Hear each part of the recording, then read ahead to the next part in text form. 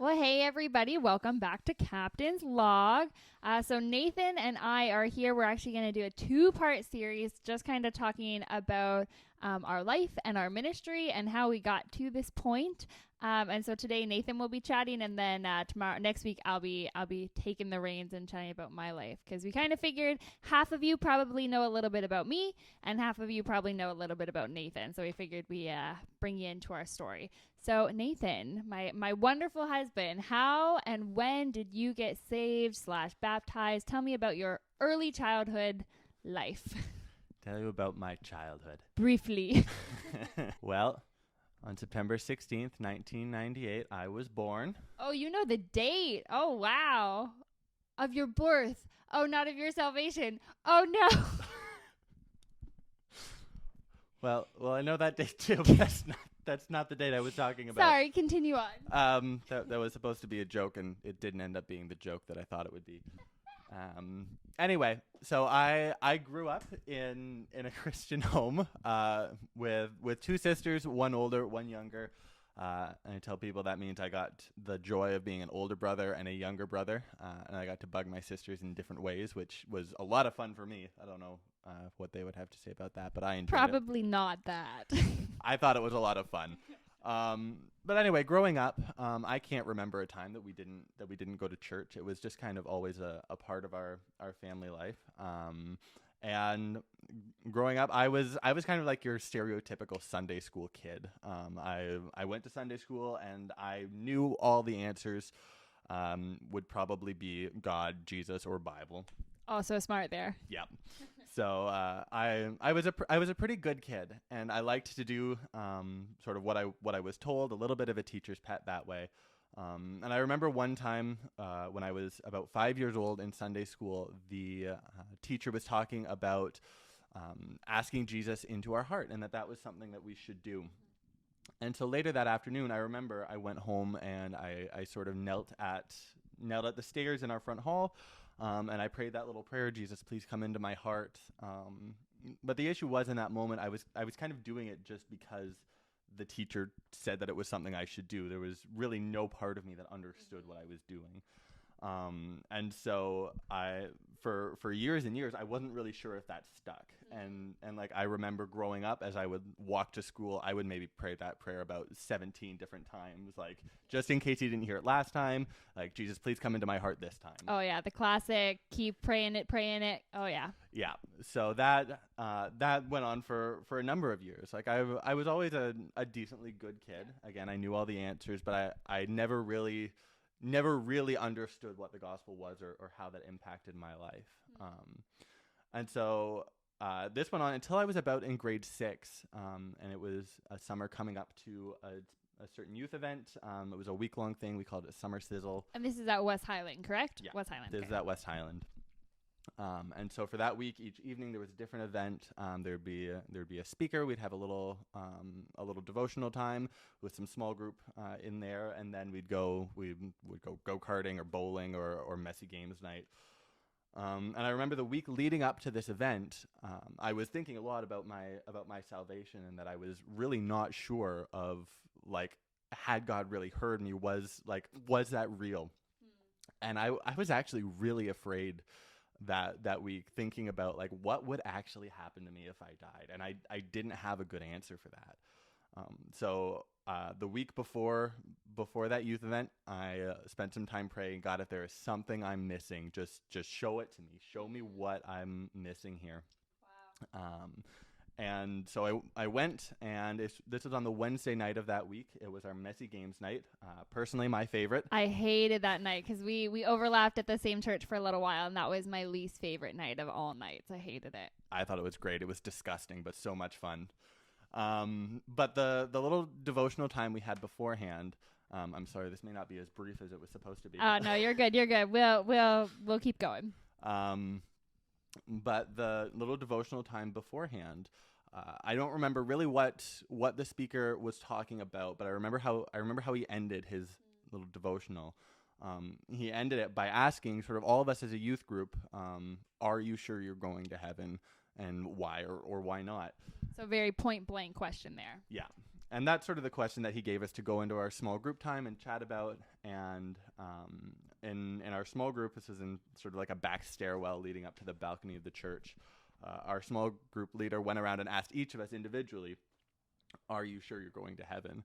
And I was a little embarrassed about that question, actually, because I'd grown up in the church, and like I was that Sunday school kid who was supposed to have all the answers, but I couldn't honestly say that yes, I was sure. And so he got to me, and I said, nope, I'm honestly not sure. So after small group, all the other guys went out and started with the messy games night and all the mayhem that was planned. And I stayed back in that little stairwell. And my small group leader, he talked with me, walked me through the gospel, and really helped me to see how that impacted my life, that I really was a sinner who needed Christ in my life. That's amazing. Yeah. So that night is when I truly was saved. I went home. I told my mom. We both cried about it for a little while. That was August 18th, 2010. So you do know the date of that as well. I do know the date. I will warn you all, when it comes to my turn, I do know my birthday, but I don't know when I was saved, the date. Yeah, so that was the day I got saved, and it was a couple months after that, actually on Halloween of that same year. Oh, wow. That I got baptized. It was a spooky baptism. Yep. We got baptized, and then later that day we had like a trunk or treat event at the church. Hey, baptism and candy. We should make that more of a thing. Like the perfect combination. Okay, so you told us about when you got saved, about your baptism. So why ministry? What kind of led that along? Why was that on your heart? And brief, but still tell your story. I'm being scolded for going too long. Not scolded.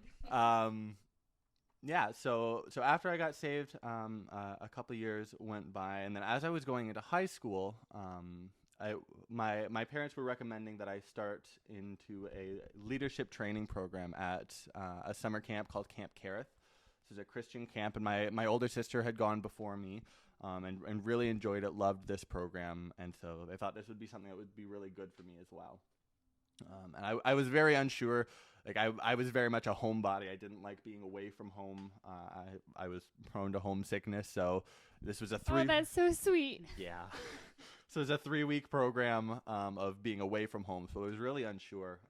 But they said, I think this is like, you'll have a lot of fun with this. This will be a really good experience. And so I ended up going. And it was during that program really that I first felt God calling me into ministry. So part of what we were doing was just learning how to be a camp counselor, what that took, and one of the responsibilities that the counselors have would be giving a little campfire message in the evenings, kind of like a 5-10 minute thing. Oh, those are always the best, eh? Yeah. Fire crackling, smoke, and loved it. There's really nothing like a campfire. But I'd never really done anything like that up to that point. But specifically when it came to preparing those campfire messages, that's sort of where God started to show me that I really had just a passion and a love for studying His Word, and then for teaching His Word. And it was a very small setting in that moment, but that was really where God first showed me that this was something that He had given me a passion for. And that's amazing. Yeah, to this day, preaching is one of my favorite things to do in ministry. I love to teach God's Word. And so that's sort of where I first felt that prompting from God on my heart. And so through talking with my parents and some trusted friends and mentors, they confirmed that in my life and said, yeah, I think this would be a really good direction for you. And so that's sort of how I got on the path to going to Heritage, where I re-met my beautiful wife, and where I really started on that path towards ministry. That's awesome. And I think we both have a lot to thank camp ministry for. It's been a huge impact on both of our lives. So it's a really beautiful thing that camp ministry was the spot where you were, this is when I want to go into ministry, I think. Yeah. I think that's amazing.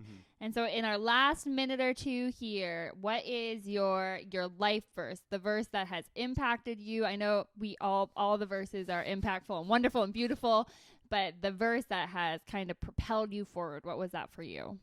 Just going to quote the whole Bible here. That's kind of changed over the years. But one of them, especially when I think about ministry, that has really touched my heart and I think motivated me would be 1 Corinthians chapter 2 verses 1 to 5. Oh, that's a good one. Where it's basically Paul, he's talking to the Corinthians, and I'm going to sort of paraphrase here, but he's saying when I came and visited you, I didn't really have anything. I was at the end of a long journey. He'd kind of been beaten up in some of the cities he'd been to previously. And specifically in verse 2, what he says is, while I was among you, I resolved to know nothing except Jesus Christ and him crucified. And I think that's something that's always really, really stuck out to me, and kind of something that I want to sort of embody in my ministry is if I have nothing else to give, I want to proclaim Jesus Christ and him crucified. So. What a great verse. What a great verse. Well, thank you, Nathan, for chatting with us about your life. And I know it's been an encouragement to me to see how you've grown and see how God's been working in your life. And I hope that for you guys, even if you've known Nathan your whole life, I hope this was maybe you learned some new fun things. And for anyone that doesn't know him, I think this is a really good tell into his heart and the man of God that he is, and the guy that I love. Anyway, so that's kind of all for today. And again, next week you'll hear my story. And it's been awesome being with you. Have a great day.